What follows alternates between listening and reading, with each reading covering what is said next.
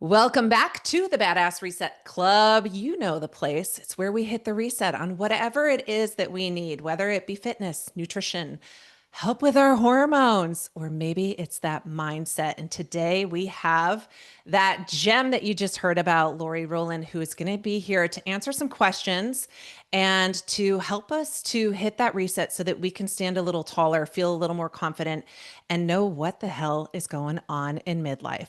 Welcome, Lori. I am really happy to sit here with you.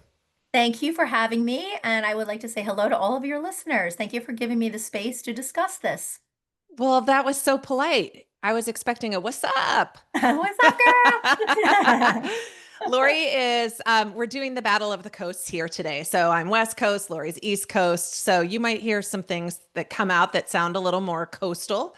And I don't even know how they address people on the East Coast. I'm not even sure. You might hear an accent in there too. My You might. apologies in advance. Yeah. Yes. Mhm. West Coast is a little more sup, Okay. Okay. a little more cash. Yeah.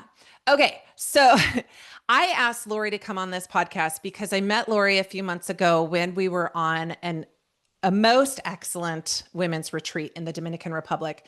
And Lori was someone who really stood out to me as somebody who knew their shit. She was so informed on trauma and as a therapist, what she says and how she acts speaks volumes. So I really wanted to have Lori come in and talk to our audience today. So I've got a few questions that I sent Lori, so she could kind of peruse and think over so that when she came on here, she'd be ready to like give you some very valuable information. So hopefully these questions, I know that my audience is really interested in. And hopefully there's something that's going to help you too, our dear, beautiful listeners. So, Lori, let's start off. You know, my expertise is really with more midlife women, which you and I both are. Yes. And so you've got a lot of personal experience, but you just have a wealth of knowledge. And I'm really wanting to know, like starting from the beginning of these questions, midlife can feel, we could fill in the blanks. There's so many different things we could put in there. Midlife can feel like a reckoning. It can feel like a crisis. It can feel like, a reawakening. It can be positive, it can be negative, but I think the majority of media puts this in a negative spot. And what I'm really curious about is like, what do you see happening psychologically for women in this stage of life? Psychologically, for women, what I see is a soul shift. There is a threshold here with midlife. There is questions to be answered. Do I want another baby at 40? Do I want to stay here in this house that maybe or maybe not is paid off? Do I want to move? Do I want to stay in this job that I'm in? How many more years do I have until I collect my pension, if that is the type of job you have? Or maybe you're an empty nester. So psychologically, there becomes an existential questioning, and it can be also very empowering, right? It can be scary, but it can be empowering. And it's a time of reflection and change. So the psychological shifts, there's one word that comes to mind, and that is doubt. Followed Hmm. by fear, if you want a couple of second word. A lot of midlife women experience doubt, and that psychological shift plays an important role because it can increase anxiety, depression, if you're Hmm. overwhelmed by all of these questions. Hmm. And then pair that with what's happening with, physiological changes, the anxiety and the depression that can come with that. It's a really hard time. I know like for me, I doubt a lot about like where do I want to go? Do I want to move? Do I want to start over? Do I want to relocate now that, kids are a little bit older? And then the doubt creeps in. And I think that's part of the human experience, but it's very difficult to get past that. I think that's a big hurdle. Well, there's no task at midlife. So when we're growing up and we have these developmental tasks, we have to complete school and then high school, and then we Hmm. have to pick a vocation, career or military Hmm. or college. And then after college, the assumption, societally, the expectation is that we get a partner. And then after we get that partner, we have children. And then after we have those children, maybe we become a grant. But what's next for us? We don't have anything more to do other than work, other than work. So if you're in your 40s and 50s and you're finding yourself not doing the thing that you once did, Mm. what's next? No one tells us. We knew growing up what we had to do and what was next. Midlife, there's no blueprint. Oh, Lori, I really think maybe you need to write a book about that. Like that specific topic, because I haven't thought about it that way with the tasks. Yeah. I mean, I've thought about the sequential ordering of life, how it typically goes. But I absolutely find myself, and I know I've seen it in my clients too, where you just kind of feel like, oh, wait, is this it? Now what? Now what? Right now Yeah. what? Yeah. And I honestly I think let's have a Heather therapy session for a second. Like Sure. I think that like right now, for example, my family's all out of town on vacation together, but I had too many things happening this week that I couldn't go with them. And You it, couldn't go, so you're at aw, you're the one I'm at at home. home and I'm alone and I have found myself, I'm busy. I'm busy. And that's part of the reason I couldn't go. I had too many things happening. But at night, like when the busyness ends and I'm there, I'm thinking, I should maybe go start painting that room. Or maybe this is a great time to clean out this closet when I'm exhausted at the end of the day. But because I feel like I constantly need a project Or a or task, right. a task, something that I'm, like just knee deep in, that's so interesting that could you please maybe work on that book? Yeah, I will, and maybe I'll also create a concept where when you hit the age of 42, male or female, you go to university and you learn something else. It's college 2.0 or There you vocation go. 2.0, and we all have to go. That way we know when we graduate college or when we get to be 42, this is what we do now. We know we have an answer. We know we go to university 2.0. There you go. I love that. Okay.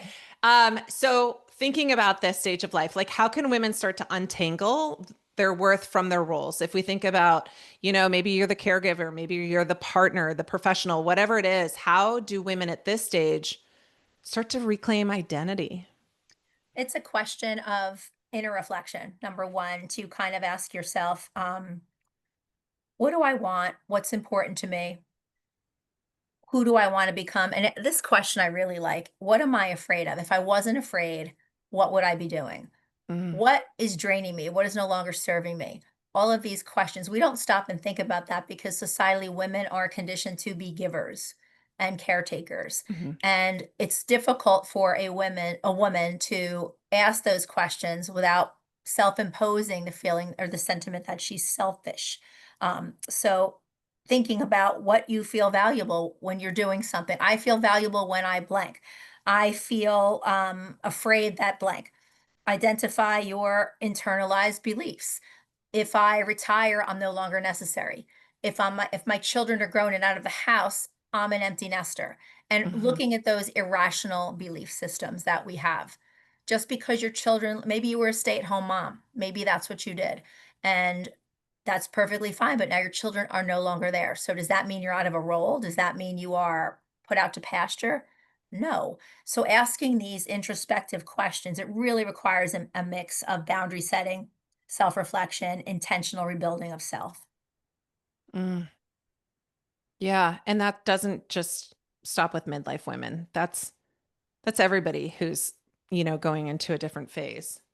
I do remember when my dad retired and how the mood shifted because his whole life was in and around, his big fancy job. Can I talk about something what happened when my father Yeah. retired? Yeah. Because it was really, really poignant in my life. So when he retired, and let me back up what he was. He was a paid fire chief in the town of Harrison, which is outside of Newark, New Jersey. So it's a city up there. So if one Mhm. building burns down, five burn down. He also is a retired NFL referee and a Vietnam veteran. So and a marathon runner. So this is, he was pretty accomplished. He did all these things. And then when he retired from the fire department, woe did the problems begin. Mhm. Anxiety. He thought he was having a heart attack, which he later learned was a panic attack. Mhm. It's against his grain to go on medication. He didn't want that. He viewed that as weak. He viewed that as for those mamby-pamby was his favorite word. Mamby-pamby counsel types. He, he respected what I did for a living, but I don't think he really got it. And he ultimately went on Paxil. That was not my Mhm. recommendation. He didn't ask me, meaning that. But then when he asked me about it and he finally told me, and he shared with me that his provider had recommended that and he went on it. It was a big adjustment. And he was okay during football season because he had a task as a referee, but Mhm. those months outside of his retirement were really daunting for him. And I remember him having a lot of stress about that when you lose that role because it can feel like a death. Yeah. Yeah. Is your dad still with us? He is. Yeah. He's suffering from Parkinson's, as a lot of Vietnam veterans are due to Agent Hmm. Orange. Hmm. Yeah. Okay. And did he adapt to that? He did. He learned to kind of fill in the time. I Mm. do remember one time he drove down on the parkway to where I work at warp speed to ask me about this Paxil and the feelings. One of the things he tried to do, like a lot of people do, I feel great. I'm going to get off my medication, and not realizing that the reason you're feeling great is because the medication is working. And I, Sure. I should preface this by saying that my personal belief as a therapist who's been in the field nearly 30 years and a licensed addictions counselor is that I believe medication should be used as a last resort when you've exhausted all other avenues Hmm. and whatever condition is causing you harm or distress in your life. If all of those vehicles have been tried and they're failing and you're still having the symptoms, then you visit a mood stabilizer or something like that. But that's my personal belief in it, which as a therapist, I don't inject my personal belief often. But when it comes to medication, that's my belief. Thanks for sharing that. Thanks for sharing about your dad too. I think, and that's what I'm saying is like this isn't just midlife women. This is men. This is everybody. We Yeah. can feel like we really need to reclaim the identity. Okay, so looking at this, let's go back to midlife women. Like Sure. a lot of a lot of the women that I work with and friend groups, like you hear feelings of being stuck in your 40s and your 50s. What what are the steps out of that? Where do we start when we feel like we're stuck? Well, when you're stuck, I would say that what do I want to accomplish right now? What do I want my future going forward to look like? What do I want to discard from my life? What do I want to bring into my life? What's missing for me? Do I have a sense of community? Do I want to rediscover those passions that I once have? And it's kind of a conscious decision that one has to make. I'm going to take this time, I'm going to reflect and consider those things, getting unstuck. Maybe even in talking to people, and this is a really big one, who are maybe a little bit older than you Hmm. and seemingly are handling midlife with grace and integrity and asking for help. The hardest things to say are, I love you, I'm sorry, I was wrong, and I need help. Hmm.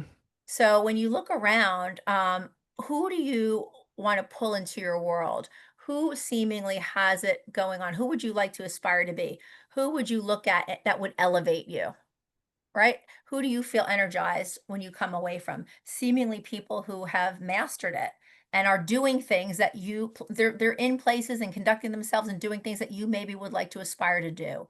So getting unstuck, I believe, would be actively seeking out supports and that requires a degree of vulnerability, right? Hey, how did you handle it when you got to be about this age? What was the biggest obstacle for you? I'm struggling with blank. How did you Hmm. blank?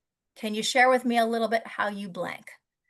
And then filling in those blanks, whatever is germane to you. I would say that getting unstuck starts with acknowledging it, honoring it, and then being vulnerable and asking for support. Yeah, and taking action. Kind of Yes. like everything else that we want to do. You got Yeah, to you got to put the foot down on the pedal at some point, exactly. right? Yes. Okay, so in my world, I talk a lot about building muscle. That is kind of a staple. I don't know if I've done a podcast without talking about it yet.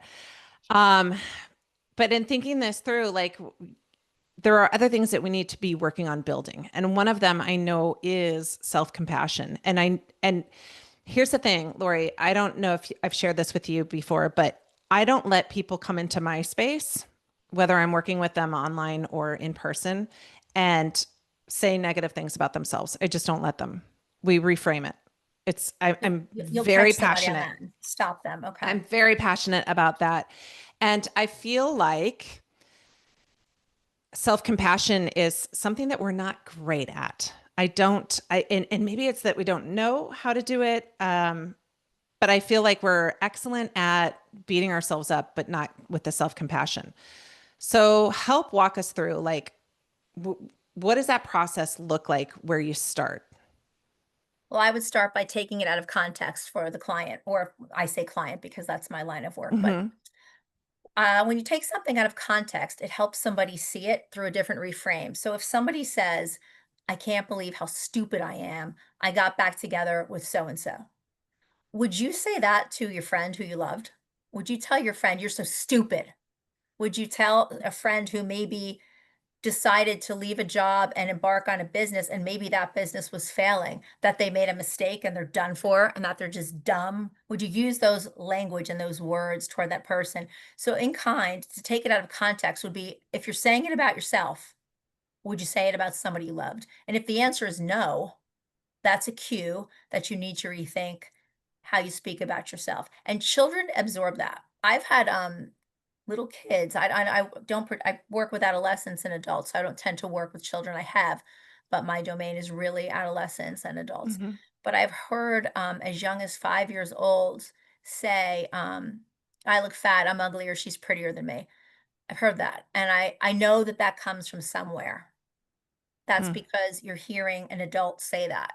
So Mm-hmm. modeling behavior is really important. And because those in our world are hearing those messages in the way we talk about ourselves. We all have bad days. I get it.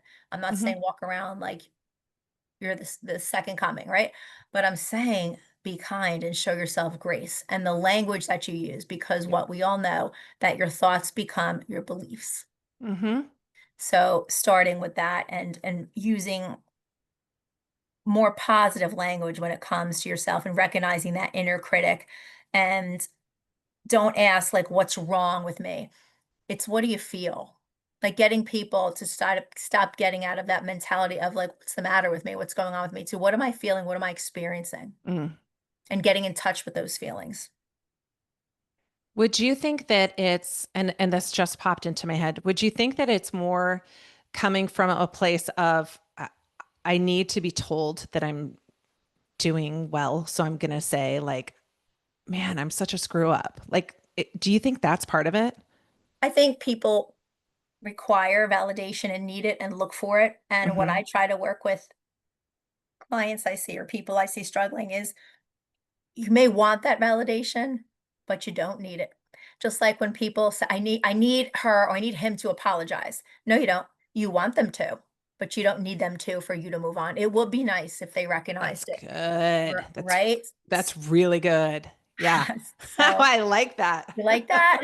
So I'm you gonna don't I'm gonna pull that one out. I'm pull gonna that one out. Put I'm that, gonna yeah, I'm gonna lorry that one up. put You that in might your want it, toolbox. but you don't need it. Yes. Yeah, you may want That's it, but you don't need it, right? that's so good. Yeah, you may want it. It would be nice, but you don't need it. That validation. Yeah. Okay. Okay. That makes sense. Lori, I know that you have so much experience with trauma. What role does trauma play? Like emotional suppression from trauma. What role does that play with this lifestyle of the I'm so stressed out, the chronic stress stuff? And then as we know, you get physical symptoms from chronic stress. Can we talk about that since you're the expert here on trauma? Like, is it as big as I think it is? What role Yes, it it is. plays? It's bigger. It's bigger. And Mm, we dismiss that. And I shared with you a little bit about my father before. So growing up with that type of father, we weren't a feelings household, Heather. We weren't we were a lock it up, suck it up, move on, buttercup. That's the kind of house we were. So probably, as most we know, most human behavior is on a subconscious level. I'm thinking that's why I became a therapist. I wasn't always. I worked on Wall Street when I got out of college, did that for 2.5 years, left, became a therapist. That's been my career for nearly 30 years. So my baby, what I do and being a fitness instructor as well, I'm really in tune to that mind body connection. So I want to preface this aspect of our conversation with that, if I may. And a lot of what I work with, as you know, is narcissistic abuse. And when I have clients coming in with that, who are victims of that, or anyone who's experienced a trauma, the first thing I have to do as a therapist is help them to regulate their nervous system because it's not regulated. And they don't understand at that point. A lot of times they come in not knowing how their brain has been affected. So when I mean by when I say dysregulated nervous system, that's a fancy way for saying that your brain has physically changed because of the trauma that you endured, Mm, right? The hippocampus gets smaller, the amygdala gets bigger. That could impact short term memory, forgetting things, repeating yourself. Hypervigilance kicks in. What is hypervigilance? It's that anticipatory anxiety. And when you have anxiety, what happens in the body physiologically? The shoulders tense up, right? mhm, We clench our teeth, right? In our sleep, and we don't even know that we're doing it. Maybe we have intestinal issues. So these are all of the ways that trauma can dysregulate the nervous system. Sleep is disrupted. And if you don't have quality sleep, what happens to you? What happens to your mental well being? Depression kicks in. So there is a litany. mm, Fight, flight. I think most people know fight or flight or freeze. I don't know if a lot of people know about what fawning is. Fawning is a psychological trait that develops out of people pleasing, right? It's people pleasing that develops for a need to minimize conflict. If your desire is not to have conflict, you may just people please because you don't know or want to handle a conflict. You don't know how, so mm, you'll just fawn. So these things happen. Chronic activation of the sympathetic nervous system. The body is flooded with cortisol and adrenaline, and we all know that cortisol is the stress hormone. I think most people know that. But what does that mean that cortisol is the stress hormone? That means your body has a self-protective, self-preservation mechanism in place. Just like if a skunk feels threatened, it will spray you. An octopus will shoot ink, a starfish will let its arm fall off to regenerate, right? We as people, our body knows that we have been going through a trauma or we are continuing to go through a trauma, complex PTSD. We're still going through it as an ongoing. PTSD is a one and done. Think of complex trauma as the threat. You're exposed to it over and over and over again. Okay. mm, mhm, And the body says, hey, I know we're in this state. So I'm going to produce massive amounts of cortisol and suppress our immune system so we can get through the task at hand. You'll often hear people say, I can't believe I went through that stressful period. I didn't even get sick. And then I went on vacation when it was over and I got sick. Right. Because if your body, your brain, and your mind could communicate, it would say, I've done my job for a year and a half now, or whatever it is. I'm done. I'm shutting off. And that immune system is now vulnerable. So mhm, all of these physiological things occur with trauma and people don't even realize and they keep soldiering on and they have body pains, they have body aches, they have stress and it's a really bad time and it really is a game changer and it takes years off lives. mm. It's a lot. It is a lot. It's a little daunting. It is. It is. It's not talked about a lot either. And having people, clients come in and understand what they're experiencing. And that's Mhm, not the time. And to go out and, hit the gym, work out, go for a run. Well, that's not the time. Gentleness, right? Somatic exercises, somatic therapy. Somatic therapy and somatic exercises are techniques designed to connect the mind and the body. That's all mhm. that's another fancy word for that. You're just connecting mind and body and helping someone understand where they may feel it in their body. I also do EMDR with clients, which is eye movement desensitization reprocessing. A lot of celebrities talk about that. Miley Cyrus, Sandra Bullock for trauma, and I find that that's really helpful. Tell a bit more about that. So EMDR, eye movement desensitization reprocess, uses bilateral stimulation to reinstall a cognition, a positive cognitions. It could be a past, present, or future event. So let's say I'll go to something fairly benign. Let's say you're a writer and your second book is coming out and you're very anxiety about the fact that the book may not be as successful as your first one and you're a failure and you're having imposter syndrome. So you might want to go to EMDR and your target would be that you want to feel better about this. You want to minimize anxiety surrounding this book release. So using bilateral stimulation by way of a light bar. I don't use the light bar in case a person is sensitivity to light or seizures. I use the headphones, the tonal, and I use the sensors. And a Oh, person will hold them in their hands and the buzzer will go back and forth from the right hand to the left as the tone will go back and forth from the right ear to the left. And I'm going to ask them, was there any other experience in your life that made you feel anxiety, like this book? And then they'll say yes. And then I'll ask them what came up for them. And EMDR is not something you just jump into. You kind of have a long history with the client. You know them, you've done Okay. the intake, you have them pick their wise figure, their protector, their nurturer, all of these figures that are there. So it's really experiential. And my clients the next day do experience oftentimes physical symptoms, headaches or stomach aches when we're pulling all of that up. Ooh, wow. That's all new to me, Lori. EMDR, yeah, Yeah, I'm people, not familiar yeah. with it, but very cool. Yeah, it's good stuff. It's good stuff. I believe in it. And I'm a doubter. I'm a cynic. I have to experience it for myself. So when I did my training in it, it was really funny. I'm thinking, oh, I have a night off of clients. I'll be done. The training wraps up at 4 or 5. I'll get to the gym early.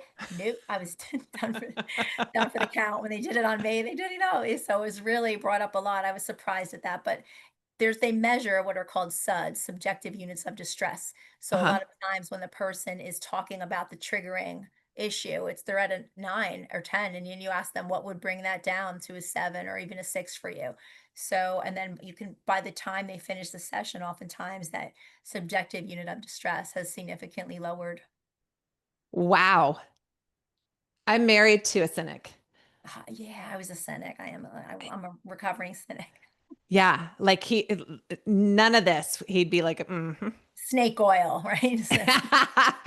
Snake oil. Sure, you got a stomach ache. Right. Yeah, yeah. Right. But Yes. probably bearing some things that he needs to work out. Yes. He doesn't listen to this podcast, so we're okay. Oh, I want to tell your readers too about, we were talking about self-compassion before, Yeah. and Dr. Kristen Neff, she's a name they might want to write down. Kristen Neff, Kristen Uh-huh. Neff. And she talks about elements of self-compassion, including mindfulness, which is being in the present moment, common humanity, which is that you're not alone in the struggle, and self-kindness and working on that self-language. Great. Thank you for sharing that. Welcome. Okay, I have two more questions for you, Lori. Go ahead. Um, is there any framework that you can share with us for setting up boundaries? Boundaries is the buzzword Yes. for midlife, and that being boundaries with family, with coworkers, whatever the situation is. I feel like most women do not have a healthy set of boundaries, or maybe they don't know how to go about it. Is there a framework or anything that you can guide us to? There is. If you listen to most women in conversation, if you pay attention to conversations, even in line at the store or wherever you are, you'll often hear women say, "Oh, I'm sorry. Oh, I'm sorry." And it's just become a word that they utter all of the time. That's spoken more by women than it is by men, right? And women are often conditioned to apologize when an apology is not called for. Mhm. They often over explain if they say no because of the guilt. And as I said before, no is a complete sentence. You'll hear women saying, "Oh, I can't because blah, blah, blah, blah, blah, blah, blah, blah, blah." And they'll just go on because they're even trying to justify it to themselves. They feel really bad for saying no. Mhm. They feel really bad, guilty for saying no. So what I like for framework is the acronym CLEAR, CLEAR, CLEAR. And the first part of clear is to clarify what you need internally. What do you know in your present life is no longer serving you? What do you maybe have to complete in order to get to the next step? And maybe that is a pensionable job. Maybe that is waiting until your last child leaves the nest so you can move or think about downsizing and selling at home. What do you need? Clarify what you need. I need to make decisions as far as this. I need to make a decision. Do I want another baby? Do I want to move? Do I want to take that job that I was offered that is per diem, even though Mm. it's a risk? What do I need? I need to think about these things. So I'm going to clarify that. The other one, the next one, is label the boundary. And the boundary might be something like, I feel overwhelmed. You're identifying the feeling. The feeling is overwhelmed. I feel overwhelmed when you invite people over that I'm not expecting, when your family just drops in.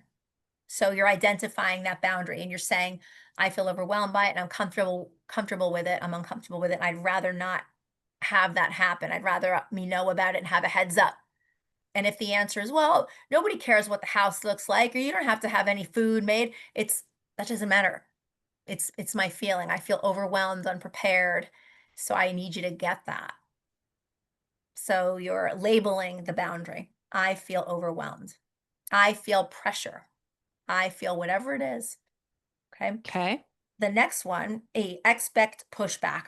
Definitely expect it, because when you start setting boundaries, people aren't going to like you.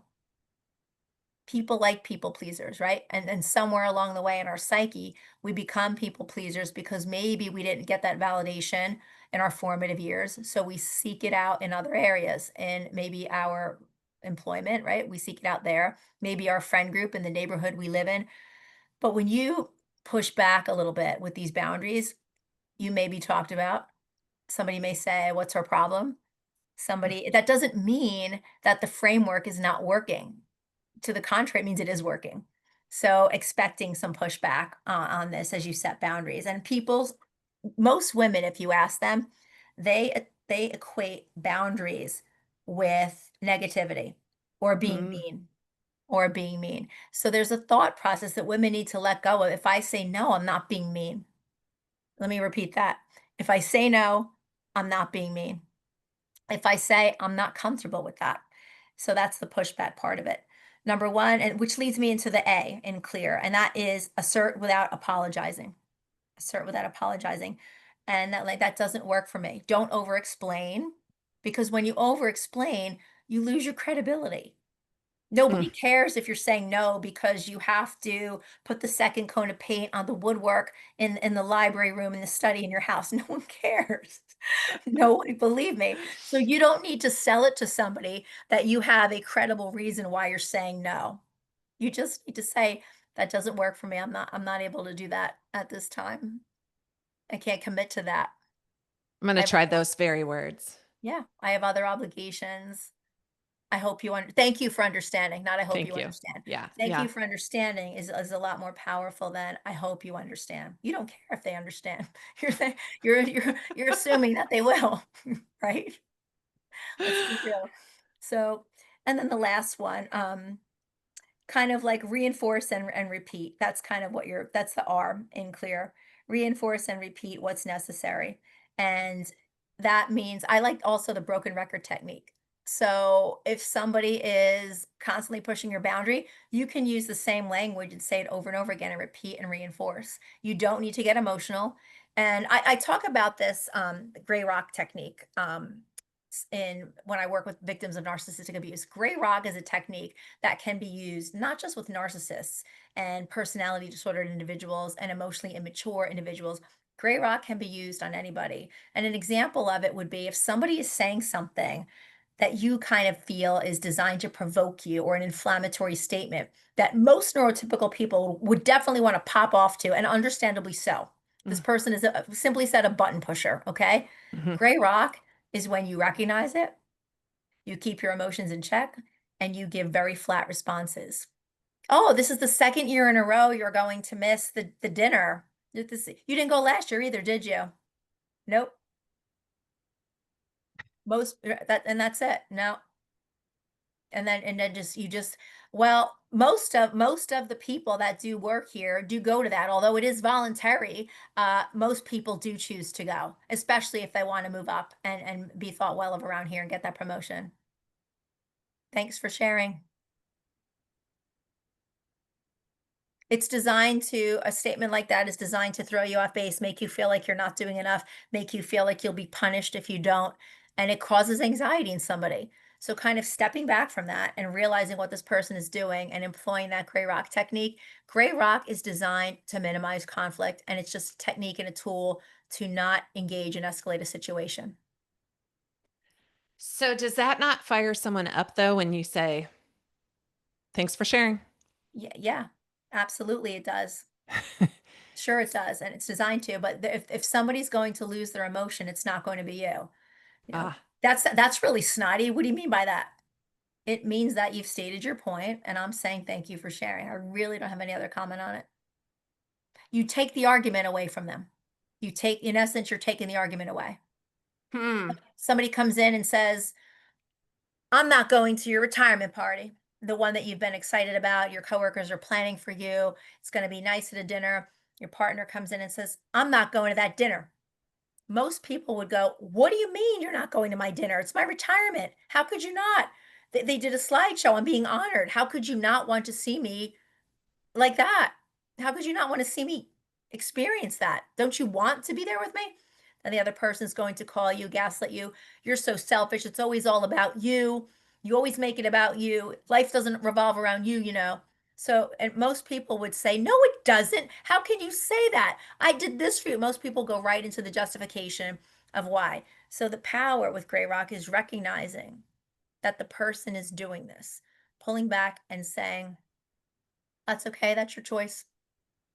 And not saying anything else. It's really hard to do. I But was once, just going to say, this sounds almost impossible. no, it's not. Once you learn it and once you know the person, once you know the personality type, if everybody thinks about every individual in their life that is potentially emotionally immature or a personality disorder, a really difficult type, and they can think of in their own lives, I have this person who does say provoking things to me. They do say inflammatory things.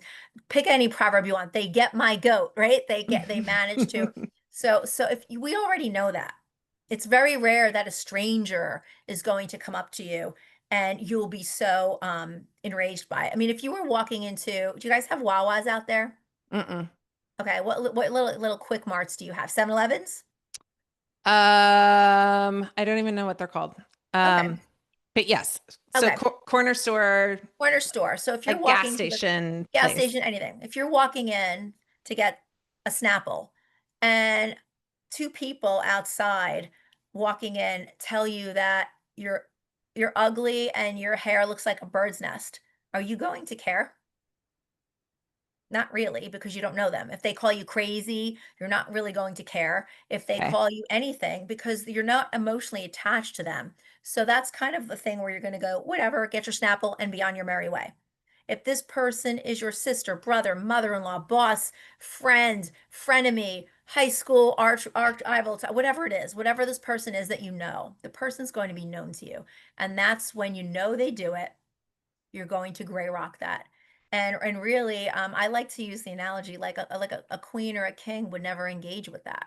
Like, what is that behavior? You're not going to engage and know your audience. If you're looking at the level of cognition of the individual or the ability to empathize and understand, trying to use logic and explain to this person, very rarely is a person like that going to go, oh, thanks for taking the time to explain it. I can now see your side. I totally get it. I'm sorry. Thank you. Yeah, So right. we're explaining to somebody who it's lost on them. They don't want to understand us. Their mission, they want to harm us by using these provoking statements. Mm. So that's why Gray Rock is very powerful. And yes, it is. When somebody says something super inflammatory, it is. But when put into practice like anything else, it's a great technique. I love this. That's so helpful. And I think that the clear and the gray rock are great takeaways. Yeah, that's your framework. Really good framework. Thank you so much, Lori. You're Okay, welcome. last question. Mhm. What makes you feel like a badass? What makes me feel like a badass? Well, as a midlife woman, when I can go in and I can teach a fitness class and look like a badass doing it and deliver, and I've got the music going and I'm on the beat and everybody's sweating and loving it, and I know that I did that and I created that energy, I feel like a badass. Yeah, because not everybody can do that. And I think when you have something in your life, whatever it is, a little tiny trait, a little tiny marble, I call it a little tiny shell, and it's yours alone, and you know how to do it, and maybe you're a little better at it than the average bear. I think that that feels like a badass. And for everybody else, that's different. That could be Hmm. you run marathons. That could be you're a painter. That could be you can play the guitar. I am in awe of musicians. I Mm, can't do that, right? I can't. I have a can't sense either. of music and rhythm from being an instructor. I can count music. I can hear it. I can hear that 8 count. I have that on lock, but I can't play it. And I am enamored of musicians, and I will always sit and think that they are badasses and not be envious. Envy implies an evil quality, right? Jealousy, but I'm really proud that they can do it. And it's something I go, God, I wish I could do that. But just Yeah. like somebody might say, God, I wish I could teach a class like her, right? Or help people, in Yeah. therapy sessions. Like, Yeah. yes, so When I much. Go ahead. when I see my clients get it, when I start to see them connecting Hmm. and they're starting to heal, like a lot of times with trauma and narcissistic abuse, they come in and they're just like, kind of like, it's like sitting in a magic show and not knowing how the magician does their tricks. You're just baffled and you don't know which end is up. Kind of when they start to heal, it's like when you give them the backlot tour. So when you know how the magician does their tricks, it's you're not mystified by it anymore. It's Mm. demystified. It's not, it doesn't have the power it once did to overwhelm and consume you. So that makes me feel like a badass too when I can help my clients make those connections. Yes, absolutely.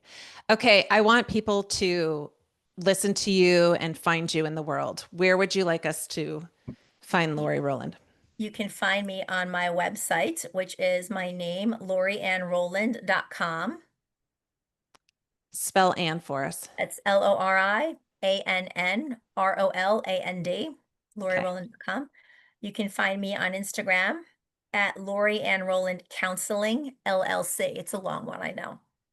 And you can find me on Facebook as Lori, Lori, Nazaro, Nazzaro, Roland. And I recently started dabbing a toe into the TikTok world. I'm a proud Gen Xer, as you know. Social media platforms do not come intuitive to me. And I put this self-imposed pressure on myself as a therapist to make TikToks. I'm brand new. I barely have any followers. I'm not trying to be an influencer, or I hate this word, content creator, right? I know it's part of the gig. I'm trying to get better at it. You tried to show me CapCut and we're still friends because it took me a minute. The You did fact that great. You picked it up really fast, but I'm going to tell you, I am not a TikToker. you're not a TikToker? I won't ever go that route. Nope. So Well, good for you.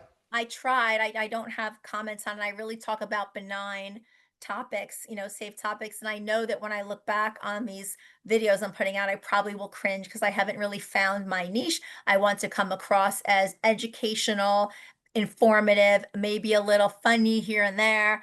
That's my goal. I kind of look at other people that I admire that are in my field that are doing this work. But my TikTok is at Lori Nazaro Roland, and that is at Lori, LORI, NAZZARO, ROLAND. So it's not a crazy Okay. followers, I swear. I'll make sure to link all that in the show notes so people can go click on it too. Thank you, Perfect. Heather. Thank Perfect. you for all your wisdom, for your time, and really just for this beautiful insight that you have. I know that it's going to be super impactful, and that's what we're here for. And for everybody else, thank you so much for tuning in today. Make sure to hit that reset on the regular, and we'll check you out next time on the Badass Reset Club. Thank you for having me, Heather, and a special thank you to your listeners. And I want to thank you for giving me the space to share this. I really felt a connection to you on that retreat, and I'm glad that we've stayed in touch and worked together. And I hope this is very informative and useful for your listeners. Thank you, Lori. All right. See you next time.